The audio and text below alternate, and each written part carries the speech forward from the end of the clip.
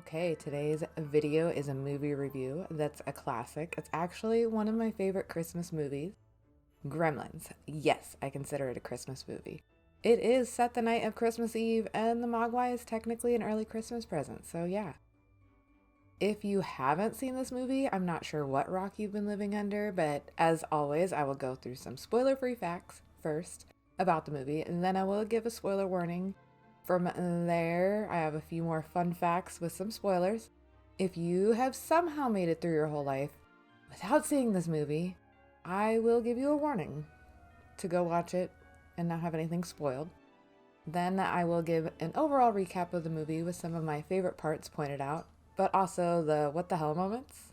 Gremlins came out on June 8th, 1984. It was made by Warner Brothers Pictures as a dark comedy horror film directed by Joe Dante, known for some of his work like The Howling in 1981, Piranha in 1978, and The Burbs in 1989.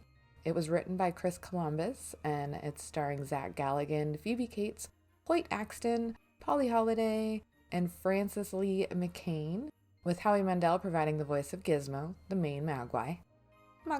Corey Feldman, who up to that point had mainly been in commercials, so this actually helped establish his early credentials as a child actor. Since Gremlins had an international audience, they made a few different versions of the film to overcome some cultural barriers. Howie actually learned to speak his few of his intelligible lines, such as bright light, in various languages, including German. Regional music and humor were also incorporated into foreign language versions. Dante credited this as being one of the factors that helped to make Gremlins a worldwide success.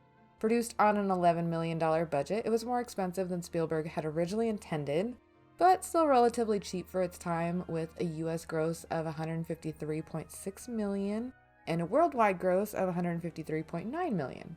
It was released the same day as Ghostbusters, but Gremlins ranked second with $12.5 million in its opening weekend, just $1.1 million less than Ghostbusters. By the end of its American screenings on November 29th, it had made $148.1 million domestically, which made it the fourth highest grossing film of that year, right behind Beverly Hills Cop, Ghostbusters, and Indiana Jones and the Temple of Doom. It became available to audiences again when it was brought back to the theaters on August 30th, 1985. This additional release brought its gross up to $153 million. By February 1985, the film had grossed $59.6 million internationally, with $17 million being from Japan. It was released on Blu-ray in 2009, taking its worldwide gross to $212.9 million, with theater box office numbers and the DVD sales. The idea of Gremlins draws on legends of folkloric mischievous creatures that caused malfunctions in the British Air Force, going all the way back to World War II.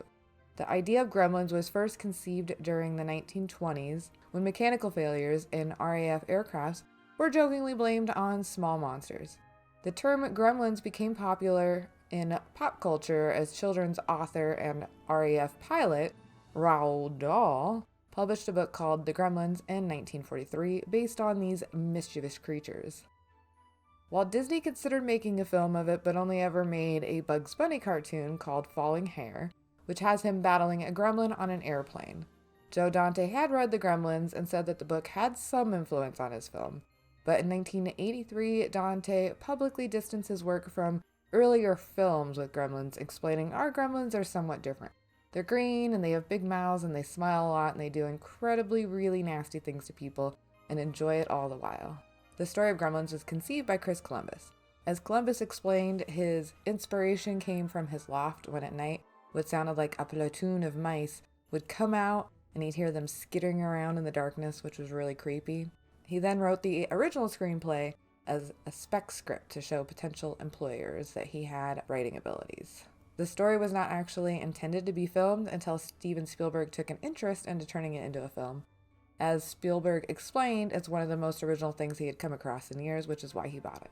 After deciding to executive produce the film, Spielberg chose Dante as his director because of his experience with horror comedy genre like The Howling. However, in the time between The Howling and his offer to film The Gremlins, he had actually kind of experienced a lull in his career. Dante began doing storyboard work on the film while also working as a director on The Twilight Zone, the movie, in 1983, with Spielberg, who also served as a director on the film. The film's producer was Michael Fennell, who had also worked on The Howling with Dante. Spielberg took the project to Warner Brothers and co-produced it with his own company, Amblin Entertainment. This movie was the first time the Amblin logo was actually used in a film's opening. They released a sequel, Gremlins 2: The New Batch, in 1990, which has a more satirical tone and parodies Hollywood sequels. It generally has positive reviews from critics as a cult classic, but was a box office bomb when released. Okay, spoiler warning, if this is somehow being spoiled from you, I need to know how. Like, how have you not seen this movie yet? Please let me know in the comments. I need to know, okay? But yeah, spoiler, fun facts.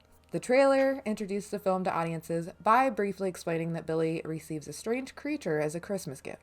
It goes over the 3 rules that they have to follow, or a monster will cause havoc. This trailer showed very little of either the Mogwai or the Gremlins, where some other trailers and ads concentrated on Gizmo, overlooked the Gremlins entirely and made the film look more like a Steven Spielberg's family-friendly movie like E.T. the Extraterrestrial that came out in 1982. Due to this, it had both critical and commercial success. However, it was heavily criticized for some of its more violent scenes, as parents were not expecting it to be as brutal as it was, and they took their small children to the movie. In response to this and to similar complaints about Indiana Jones and the Temple of Doom, Spielberg suggested that the Motion Pictures Association of America alter its rating system, which it did within 2 months of the film's release, creating the new PG-13 rating system. The script went through a few drafts before a shooting script was finalized. The first version was way darker, having to have certain scenes cut or changed entirely. One had Billy's mother dying in her fight with the Gremlins, and her head actually being thrown down the stairs when Billy comes home. Dante explained the scene made the film darker than what the filmmakers wanted. There was also a scene where the Gremlins ate Billy's dog, but yeah, Hollywood doesn't want the dog killed. And a scene where the Gremlins attacked a McDonald's, eating customers instead of burgers. Also, another big change was instead of Stripe being a Mogwai who became a Gremlin, Gizmo was supposed to transform into a Gremlin and become Stripe. But Spielberg overruled this plot as he felt Gizmo was cute and that the audiences would want him to be present throughout the film. They almost cut the scene where Kate does her speech that her father died at Christmas when he was dressed as Santa Claus and tried to climb down the chimney. After the film was completed, studio executives insisted upon its removal because they felt it was too ambiguous as to whether it was supposed to be funny or sad. Dante refused to take the scene out, saying it represented the film as a whole, which had a combination of horrific and comedic elements. Spielberg said he did not like the scene, but despite his own creative control, he viewed Gremlins as Dante's project, and he allowed him to leave it in. And I'm glad that they did keep it in. I have quoted this a number of times, just to fuck with people, and it's funny every time. They also did a parody of the scene in Gremlins 2, but that one's based on President's Day, and they don't let her finish. She gets cut off, but I really wanted to know what that one was. I want to know what did Abraham Lincoln do? Some of the performances were shot in the sets of the Universal Studios backlot in Universal City, California. So this required fake snow, as it doesn't snow in that part of California. No. Dante also felt it was an atmosphere that would make the special effects more convincing, as the special effects relied mainly on puppetry. An early attempt to use monkeys was abandoned because the test monkey panicked when it was made to wear a gremlin head. The actors worked alongside of the puppets, but with all of the practical effects that they used after the actors finished their work for good, a great deal of effort was spent to finish filming all the effects.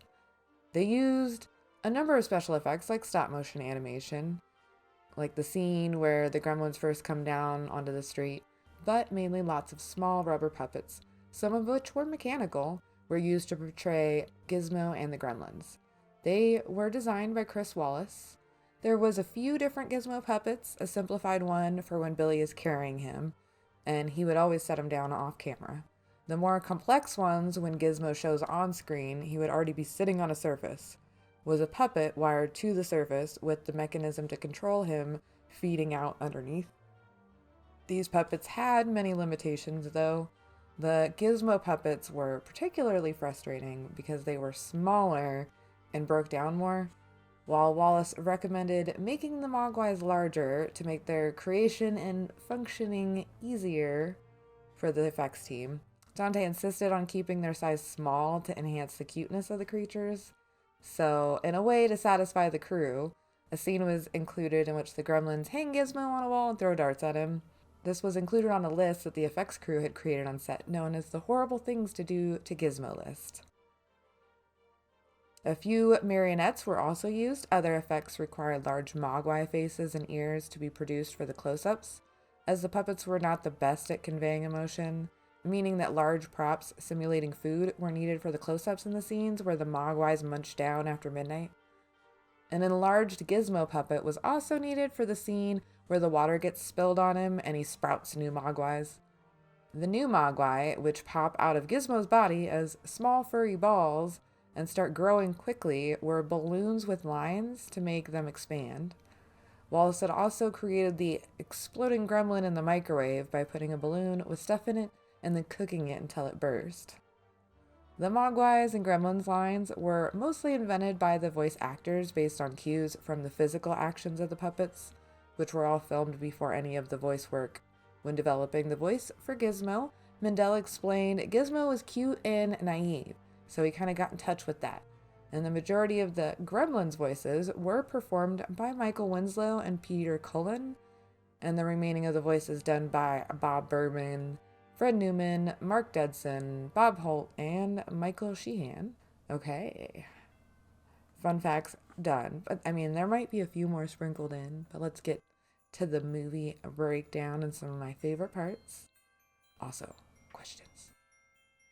But yeah, so we start off with the movie. We have a creative salesman father trying to sell his newest invention to a man with an antique store.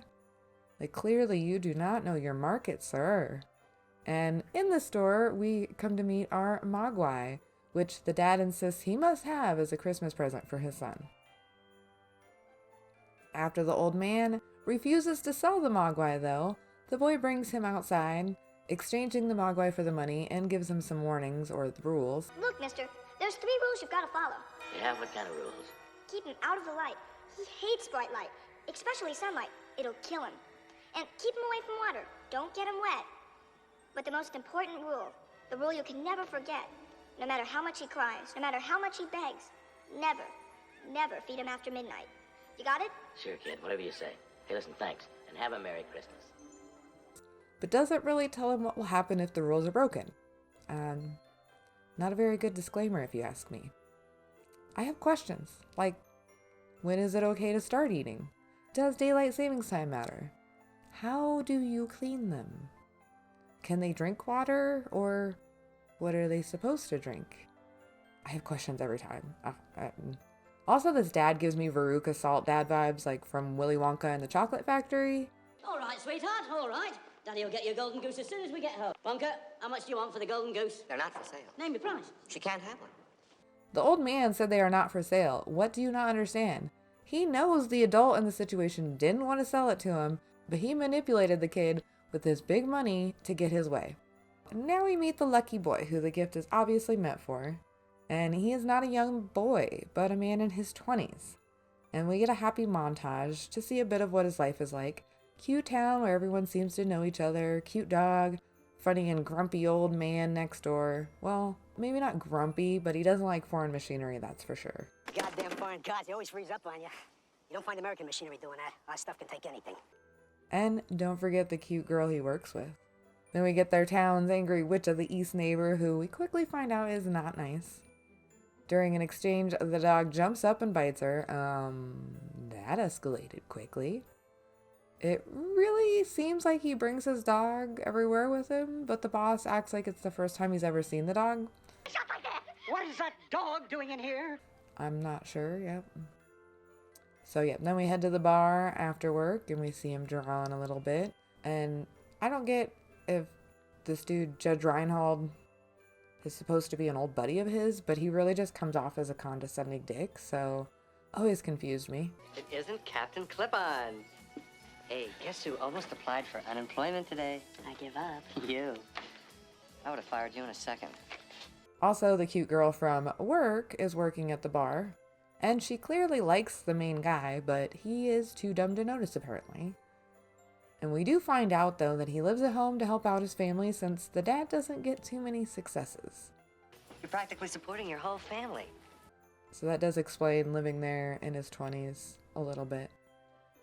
He comes home in time for dinner, even though he was just at the bar. How late do they eat? And she has him help out with the eggs. What is she making for dinner? I guess that's one way to show that the dad's a creator, but that things don't always seem to work, which is why they need Billy's help. And the dad comes home, and they do this whole gag of the sword falling off the wall again when he closes the door, and this drives me crazy every time. By my experience in life, if that had happened, someone would fix it quickly, or just leave it laying on the ground. As annoying as it would be to pick up every time, yeah, no, that wouldn't happen. But yeah, he comes home with stories of his travels, with some hopeful leads, and the gift.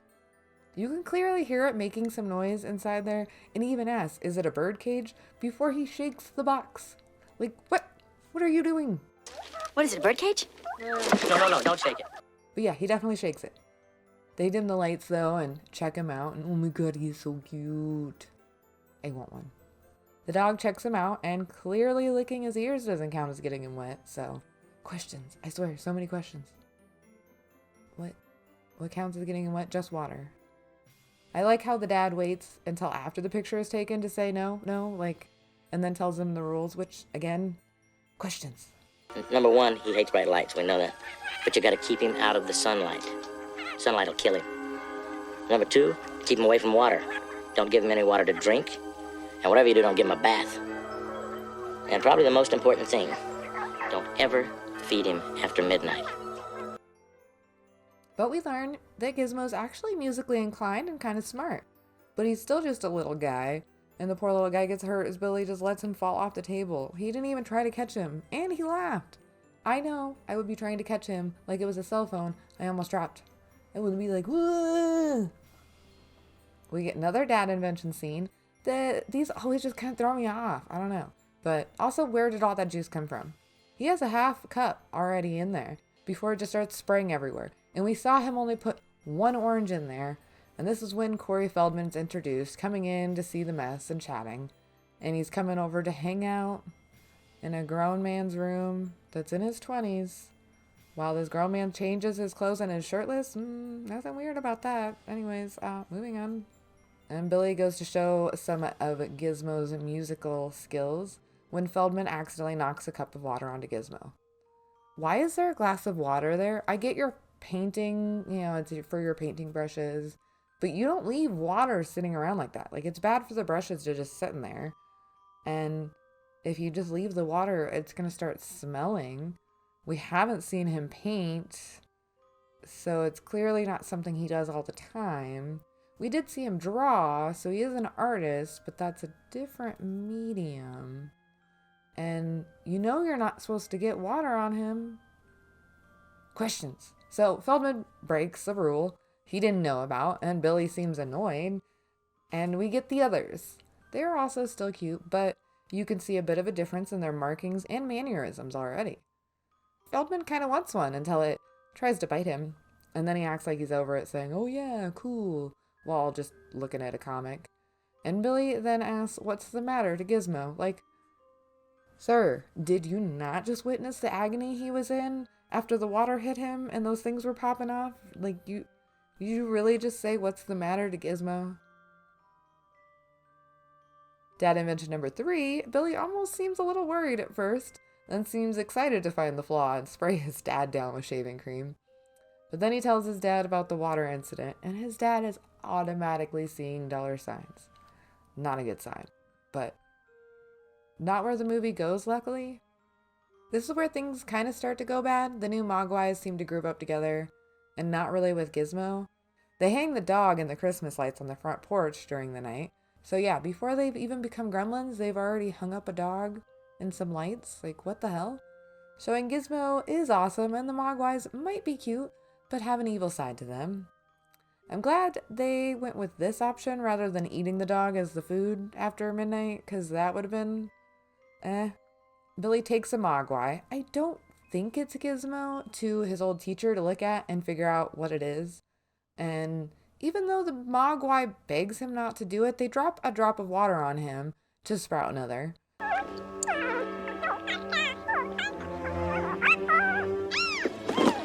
So Billy gives the new one to the teacher to study and do some tests, but we don't see Billy tell him all the rules. I'm not sure. We cut to that night, and Billy's walking by the bar that Kate works at, and that's when old man Fetterman gives us our Gremlins lore. Gremlins. You gotta watch out for the foreigners, because they plant gremlins in their machinery. That's the same gremlins brought down our planes in the big one. Big one. That's right. World War II. You know, they're still shipping them over here. They put them in the cars, they put them in the TV, they put them in the stereos and the radios you stick in your ears, they put them in your watches. They got little teeny gremlins for a watch. Kind of explains why he doesn't like foreign cars or machinery. They talk the drunk Fetterman into walking home rather than driving, and we get some Christmas cheer with carolers, and we get a dark monologue from Kate of hating Christmas, and Billy finally asks her out. And she says yes with zero hesitation and a smile before heading inside for the night. We see some testing now being done by the teacher, and I really do not blame this Mogwai for disliking this guy and wanting some revenge later on. Come back to some hungry and plotting Mogwais back at Billy's house, with Gizmo just chilling and minding his own business. So Billy checks the clock and sees it's not quite midnight, so he can still feed them, and he gets them some chicken to nom nom on. Nom nom. Not sponsored by KFC. But Gizmo isn't hungry and doesn't choose to eat with them, but all the rest do. And it turns out it's actually after midnight. So Billy wakes up to find all the Mogwais in the box of cocoon. And the clock was the same as it was last night. So who knows what time it was when he actually fed them. And the cord is all chewed up. Where the teacher was actually just negligent and left his food in the proximity. Probably either to see what would happen if he broke one of the rules, or it could just be human laziness and carelessness. And then this poor lady, the mom, I mean, she seems so happy, a little bit too happy for everything in her life to always be not quite working right. Like, she just is so positive. And we get a cameo from Steven Spielberg in the scooter and Time Machine in the background as the dad checks in. And damn it, Karen, there is a line, and you are a civilized human being, I assume. Not just a spoiled, entitled rich brat. Okay? We definitely won't miss you later on. Yep. The Mogwai have no reason to target her, but the movie definitely makes the audience want her to get some karma. And we're back in the classroom, and we see our Mogwai a cocoon, and I have more questions. What is the movie they are showing to these kids? Where does light come from if the light is bad for them? Why is there an internal glow? Also, you don't know what this creature is, and you just have it hanging out on the table with a classroom full of kids. Anyways, the teacher calls Billy and tells him it's hatched. So wouldn't Billy want to check on the ones that are at his house with his mom? If they all changed and cocooned the same night, wouldn't they all hatch the same day? The teacher offers up some candy bars. Candy bars. But the gremlin doesn't like him, and no amount of bribery is going to change that. That little guy definitely got his revenge. And we get our first kill. With a small glimpse at the new creature that's eating anything from apples to glass before booking it through an air vent and going into the medical room cabinet before Billy gets there. How did he get into the cabinet from the air duct? Then he broke back into another air vent. It was a different one, or is there a vent in the cabinet? I have more questions. So yeah, we see Gizmo strapped up to a dartboard at this point to appease the effects guys. The mom hears a ruckus upstairs and takes the knife. Smart lady. Then poor Gizmo gets chucked down the laundry chute and kind of checked out for a little while. Billy calls his mom to warn her. Right after she goes upstairs and finds the hatched cocoon, she gets the call, but the line gets cut, and the gremlins start their terrorizing shenanigans. Evil shenanigans. After a battle, the mom manages to kill off 3 of them in the kitchen, but in one of the scenes you can see a gremlin still alive trying to pull the knife out, so maybe just 2 of them. Then into the living room where she finds a toy robot in a stocking, for their grown ass. You got a toy robot for your grown son. Who? What? She gets attacked by one in the Christmas tree, so Billy grabs the sword by the door. Remember the one that they kept showing you? You know, kept falling? Mm-hmm. And he chops its head off. It goes into the fireplace that is lit on Christmas Eve night. What about Santa? How's he gonna get in? So the last one left is Spike, but he manages to escape. And technically the one at the school that went through the air duct that doesn't ever get brought up again. I don't know. During this time, the dad is trying to call, but because the line is cut, it just keeps ringing, and Billy and Gizmo set out to go looking for Spike. They follow the trail to the YMCA, where Spike decided to take a dip in the pool. About this water, would he just keep popping them out until the water all went away, or just until he gets out? Or like, would his body just dissolve into thousands of gremlins as like all these little things are popping off of it? And Spike was running on snow. Wouldn't that account as getting wet as the snow melted under his feet? A single drop seemed to do it earlier. What would a whole pool do? But yeah, flashing lights, not to smoke. So Billy flees the YMCA and heads to the police station, knowing things are definitely out of hand now. Not, after the teacher was murdered, do you go to the police? I get checking on his mom, though. That was important. But did anybody report that murder yet? Or is there just a dead teacher at the school? So yeah, the police obviously don't believe him, thinking it must be a prank. And we see Spike's army doing their stop motion march along the snow. They were going to do more stop motion, but they realized very quickly it's very time consuming, and Spielberg decided against it. So we cut to Old Man Fetterman, who hates all things foreign built. And he has some antenna issues. While heading outside, he notices a commotion as the gremlins set his plow off and through his house and at him and his wife. So, human death 2 and 3.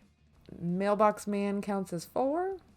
The police think Gizmo is the cutest thing and the most patriotic thing, but he just seems mad to me in this scene. Not very amused at all. And the cops get a weird call, but they still don't think Billy is serious and think he's just making it all up. That's when the gremlins take a dose of karma to the town's angry witch of the East neighbor, Mrs. Deagle. They pretend to be carolers, and her threat was to throw water on them. But seeing them just freaks out and runs back inside. That would have just really escalated her issues though, huh? And yeah, they caused a lot of issues. You might have felt bad for her if they didn't do a good job earlier, making you dislike her so much. She's the only confirmed death on the news later. So death number 5, maybe? I don't know. Santa's death number 6? That's a pretty brutal way to go. I feel like you would get like at least a little bit of buzz from cutting the wire with metal scissors, but he seems alright. And yeah, the cops, I don't know if they die. They don't really show them again. So death's 8 now? Guy in the truck, maybe 9? The dad scenes, again, they always just take me out of it, and this one still confuses me. Like, what does it add? What does this scene add? Doesn't add anything. 0. Kate, for some reason, is serving the gremlins at the bar and just doing what she can not to be bitten. I mean, why not leave? Just take off. Also, condensation on the glasses doesn't count as water either, I guess, but a drop of water counted as water. The bar scene, you really get to see all the different personalities, and the director definitely had some fun doing different movie parodies with the gremlins. The cigarette scene always cracked me up, like, you have 5 in your mouth already, sir, and you're smoking one, but he's scared of the match because of the light. Silly. Luckily, Billy shows up just in the nick of time and saves her. She does not find Gizmo cute, but she was just dealing with a bunch of weird creatures in the bar, so I get her hesitation. I don't know if I would find Gizmo cute at that point. But Billy's brave rescue goes awry when the car won't start, so they have to make a break for it on foot as chaos happens all around them. They head to the bank to get off the street. Work is familiar and right there, but it seems the gremlins have already came and went, so they're all right. Kate then gives her epic speech on why she hates Christmas, which is my favorite. So glad they kept it in. The house was freezing, so I went to try to light up the fire. And that's when I noticed the smell. Firemen came and broke through the chimney top. And me and Mom were expecting them to pull out a dead cat or a bird. and instead they pulled out my father. He was dressed in a Santa Claus suit. He'd been climbing down the chimney on Christmas Eve, his arms loaded with presents. He was gonna surprise us. He slipped and broke his neck, died instantly. And that's how I found out there was no Santa Claus. Emotional damage! Also, how big is your chimney that he is trying to go down with presents in his arms? After a bit, though, they go outside to try and assess the damage, trying to figure out where all the gremlins went as it's quiet. I'm very unsure of the death count at this point, as it looks like the gremlins have pretty much ransacked the whole town square. But they follow the footprints in the snow and see a broken door to the movie theater. They find what they were pretty sure is all of them in the movie theater watching Snow White.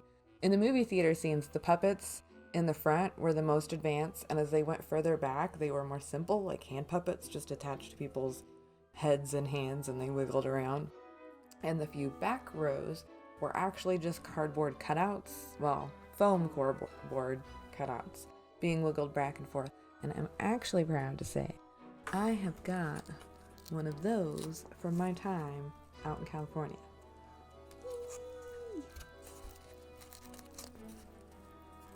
That's my hype moment. I love Gremlins, I really do. So this made me very happy to have it. So Billy and Kate head into the basement of the theater and find the boiler room, planning to blow the place up with all of them inside. But during this time, Spike gets a little hungry and goes to get more yum-yums and manages to escape again. As they get all the rest, they see that Spike wasn't in the theater but in the department store, and the final battle begins. Also, what kind of weak-ass glass are they using? What kind of plastic is that toy? Because that seemed way too easy. And aw, our first kiss with Gizmo making his little noises. I have more questions. How does Spike know how to operate the camera and the screen or the screens? At least these robot toys make sense. The other one still does not. And she found the audio recording setup and all that. Before the lights? What kind of control panels are these? They are not designed well, and I feel very bad for the new guy. Also, Spike runs on 2 feet and Gizmo runs on 4? I wonder if that changes in the cocoon stage. How does Spike hold a chainsaw, for that matter? And how does those, I mean, like, how would his little arms even start that thing? Doesn't make sense. So many questions. So many questions. Still love the movie. And Gizmo gets some wheels. Kate finally finds the lights, which was turned off at the fuses. She's at the fuses. The fuses are the problem. I have more questions. Anyways, Spike loses his balance, falls over from the light being turned on, and gets pulled over by the fountain and makes a plan. And we see the dad getting into town, seeing all the chaos, and the dog jumps out of the window and into the department store, following after Billy and finding Gizmo. Cute. Spike, crawling up the side of the fountain, is clearly getting wet and nothing is happening until he puts his hand in. But that single drop earlier at the school, I don't get it. But yeah, Gizmo comes cruising in and saves the day by pulling open the blinds, exposing Spike to the sunlight, and we get some amazing effects work of the melting gremlin while they secure Gizmo, make sure he's all covered up. The effects in this movie were so well done, and I'm sad that they've moved to doing more digital work and not more of a mix of practical with digital. Like, just use the digital to enhance the practical. You can do so much with practical, and it looks so good. Or it can. The dad at least sees the aftermath of the chaos, so he knows that he fucked up a little bit. This all happened in my eyes because of the dad. The dad didn't listen. And in the news report, we learn that Mrs. Deagle for sure died. Where officials are now blaming mass hysteria for the escalating series of unexplained accidents, fires, and explosions that rocked this once peaceful town on Christmas Eve. The bizarre demise of Mrs. Ruby Deagle, widow of... But I believe they say Old Man Fetterman was recovering in the hospital. I'm not sure. Then the old man from the beginning, the rightful owner of Gizmo, shows up, demanding for Gizmo to be returned and throwing the money back. He sees that the news is on, but he's upset about Gizmo watching TV. That's what he's mad about. Like, how dare you let him watch TV? And he gives him a stern lecture. Gizmo says a final goodbye to Billy, and the old man says maybe one day he will be ready for the responsibility. And the dad apologizes by giving him one of his inventions. We already saw how bad that one went earlier. and it ends with them watching the old man and Gizmo heading down the road on a Christmas night, and a warning of gremlins to watch out for. So if your air conditioner goes on the fritz, or your washing machine blows up, or your video recorder conks out, before you call the repairman, turn on all the lights, check all the closets and cupboards, look under all the beds, because you never can tell. There just might be a gremlin in your house. If you want to watch until the end of the credits, they actually have like a gremlin laughing soundbite hidden. And that was like clear back in the 80s. I didn't know they hid shit back then. But yeah, that's Gremlins. I watch it every single Christmas. It is my one and only Christmas movie. And I've seen the second one a few times, maybe 4 or 5, I don't know. It's not a tradition to watch them both, but I should watch the other one again. It's been quite a while. But yeah, thank you guys for watching. It's another one of my favorite movies. More coming soon. Hopefully more than once every 6 or 8 months.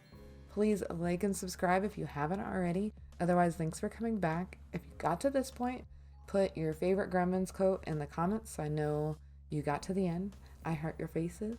Boy, boy, boy. Steven Spielberg presents Gremlins. Billy Pelser has a nice home. Billy, is that you? Yeah, Mom, it's me. A nice job. A nice girl. If you're not doing anything this Thursday night, maybe you'd like to go out on a date with me? I'd love to. And loving parents who are about to give him You're gonna like this. No, don't shake it. We're gonna have to open it now. Won't wait till Christmas. the most unusual gift he ever got. What is it? It's your new pet. Come on, Barney, be a good dog. My dad gave it to me. But there are a few things to keep in mind. If you expose it to the light, you may hurt it. If you get it wet, it will multiply.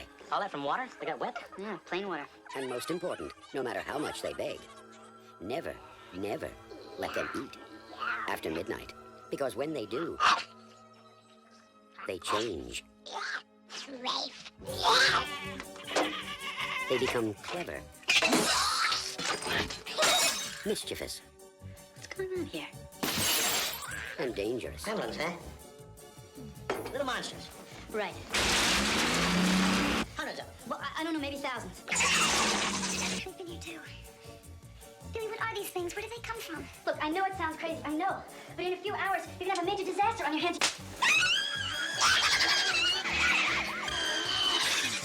Gremlins, directed by Joe Dante. They'll be expecting you